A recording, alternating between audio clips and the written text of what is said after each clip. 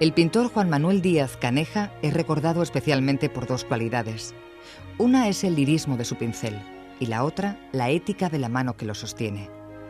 Son sin duda virtudes suficientes para recordar a este artista palentino en el centenario de su nacimiento.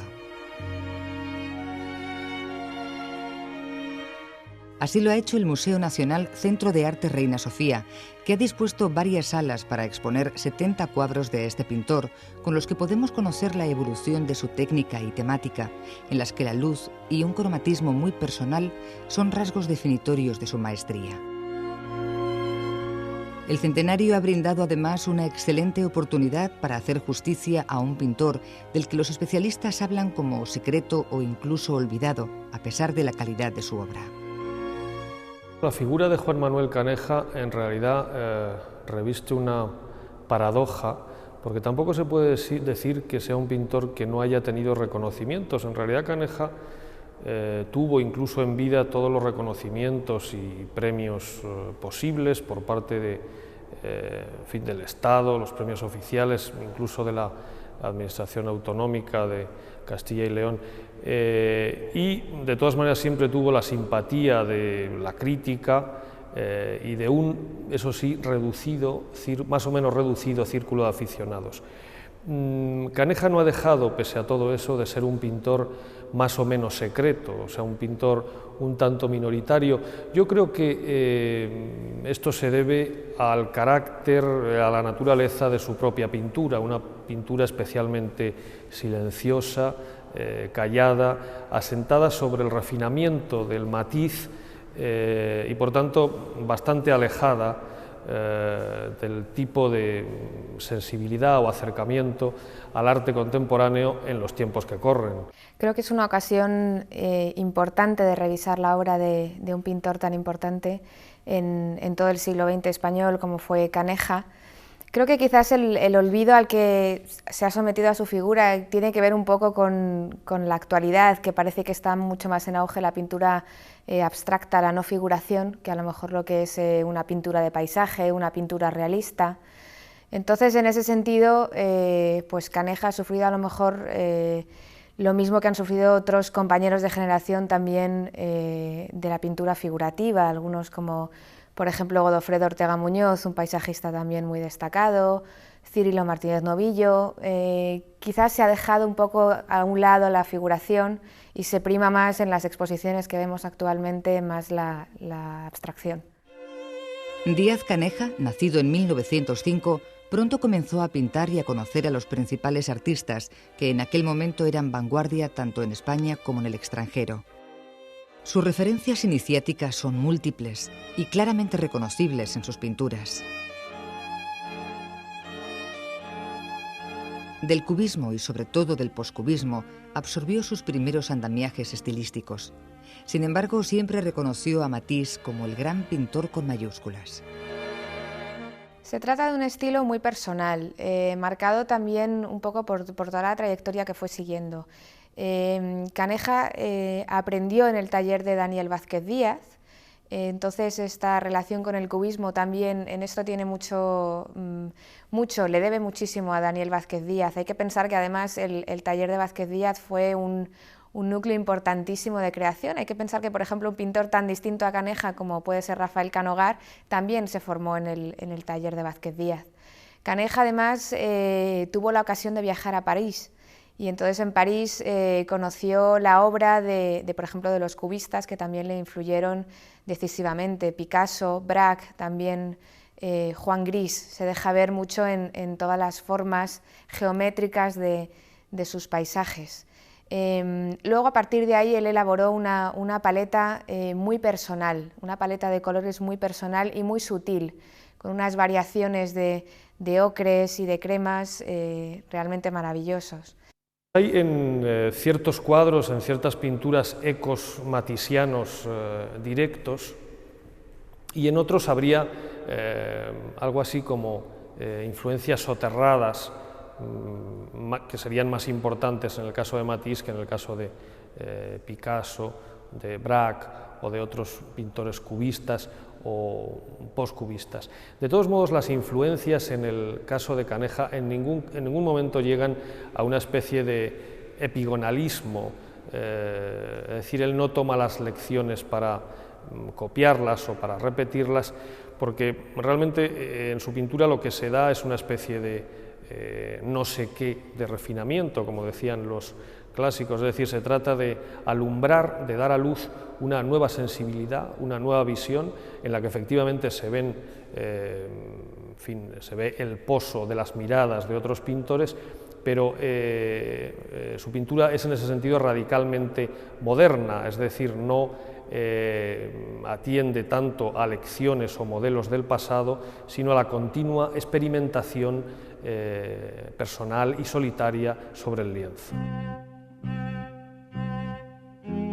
Otro de los hitos decisivos en su aprendizaje es el contacto y pertenencia en la llamada Escuela de Vallecas. Representaba esta escuela un regeneracionismo moral y la elección del paisaje como modelo emocional era sobre todo una nacionalización de la vanguardia. Todo ello desde Madrid, desde el horizonte que se podía observar desde el Cerro Almodóvar, bautizado por ellos como Cerro Testigo, porque desde ahí partiría la nueva visión del arte español. El segundo afluente, digamos, que le llega a Caneja de sus influencias sería su compañía con los pintores que años después serían bautizados como Escuela de Vallecas, fundamentalmente Benjamín Palencia y Alberto Sánchez, y su nueva sensibilidad ante el paisaje castellano. Eso sería un segundo elemento importante en la formación de Caneja. Caneja tuvo mucha relación con la denominada Escuela de Vallecas, que pretendía un poco recuperar la pintura de paisaje. De hecho, tuvo relación con muchos de sus miembros, con Benjamín Palencia, con Alberto Sánchez, por ejemplo, y expuso en distintas ocasiones con ellos en varias galerías. Entonces, en este sentido, pues estos pintores unían sus trayectorias en un cultivar el paisaje, en un recrearse en el paisaje propio de España, que ellos veían en Castilla. Muchas veces el paisaje árido de Castilla, árido y seco, es el que se ha visto más como la representación un poco de lo que es el paisaje característico de España. En ese sentido podría enlazar mucho con pintores de la generación del 98, que también representaron en numerosas ocasiones el paisaje castellano. Pues por ejemplo Zuloaga, que pintó muchísimo en Segovia, incluso Sorolla, como pintó mucho en Valencia, pero también pintó Castilla, o Aureliano de Beruete también. Entonces, en este sentido, entroncan con la tradición española del paisaje radicado en Castilla. Esta intención, en cierto modo regeneracionista y fuertemente aferrada a la tierra, estaba enriquecida por sus experiencias parisinas, donde conoce a las figuras más destacadas del cubismo, Picasso y Braque, y a Matisse. Estas imágenes y conversaciones aumentan el valor conceptual de su pintura y le permiten el desarrollo de un estilo depurado y personalísimo. Obras como Fábrica y Composición, al asomar los años 30, nos permiten seguir este rastro.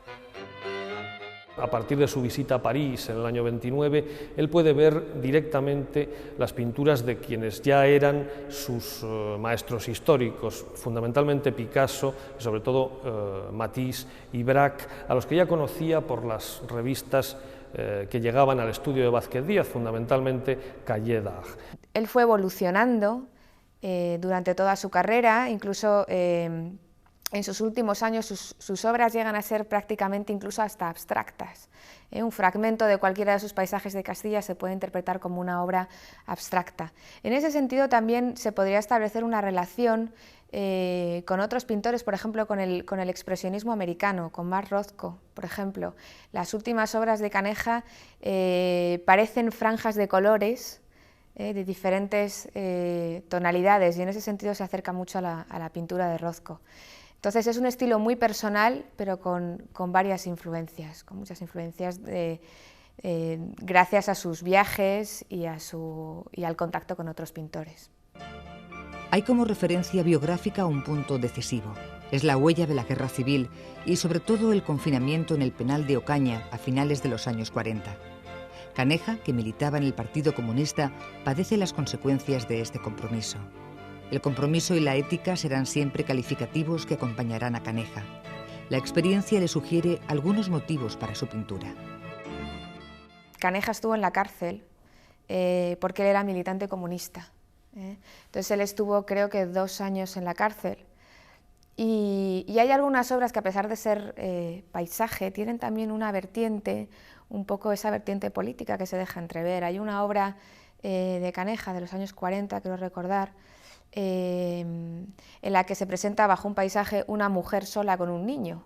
Esta mujer no es otra sino la esposa de un preso que permanece en la cárcel, una mujer sola que debe afrontar el mantenimiento de su hijo, puesto que su marido está en la cárcel. O sea que también hay una línea ahí, también la línea política se deja ver, se deja entrever muchas veces en la obra de Caneja, no son simplemente paisajes, muchas veces hay una idea detrás representada.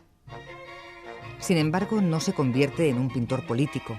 Algunos especialistas han valorado que ese abrazo al paisaje, sin ser una pintura paisajista, es en cierto modo un distanciamiento, una manera de que su arte se desvinculara de una causa política.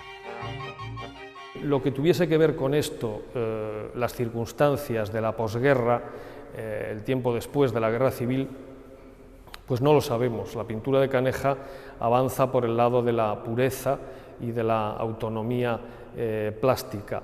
Me parece en cualquier caso que barajar motivos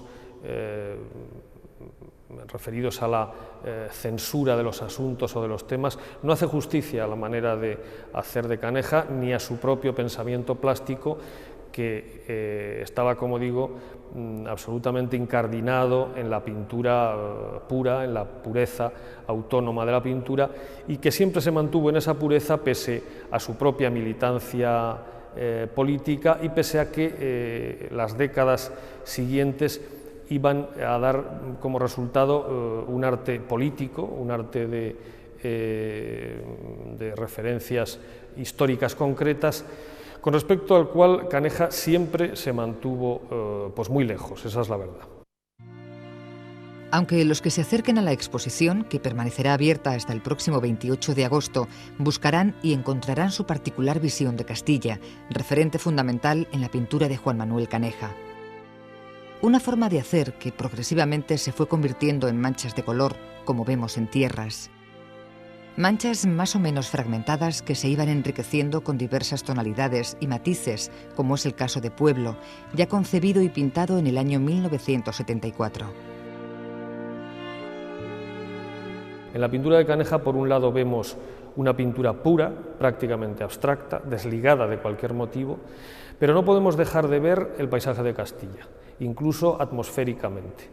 Y cualquier posición que se sitúe con exclusión de la otra, yo creo que sería injusta con respecto a esta pintura. Por un lado vemos pintura pura y por otro lado no podemos dejar de ver Castilla. Eso no quita para que en algunas ocasiones, con su digamos, con su retranca y su laconismo habituales, el propio pintor dijese a una pregunta, recuerdo, de Fernando Huici sobre el paisaje de Castilla, que él no recordaba haber pintado un solo paisaje en su vida. Lo que quería decir con esto era que prefería que viésemos sus pinturas como pinturas antes que como paisajes naturales o como paisajes de un lugar concreto o paisajes de una Castilla. También quería, con esa contestación, me parece a mí, escapar de un tópico frecuente en la posguerra, que era rescatar el paisajismo más o menos tomado de la generación del 98. Él estaba muy lejos de la sensibilidad, digamos, esencialista del 98, y en su pintura se da esa casi imposible cita de la pureza autónoma, de la pureza poética y de la representación de un paisaje concreto, un paisaje real, como en este caso es el de Castilla, que ya digo que no podemos dejar de ver en la pintura de Caneja, porque no en vano se trata, a mi juicio, de la más fina y atenta visión vanguardista de Castilla. La creación de tonalidades propias hace que sus obras ofrezcan una imagen mucho más rica de lo que es habitual. Deja atrás la aridez y la dureza creada a partir de la generación del 98.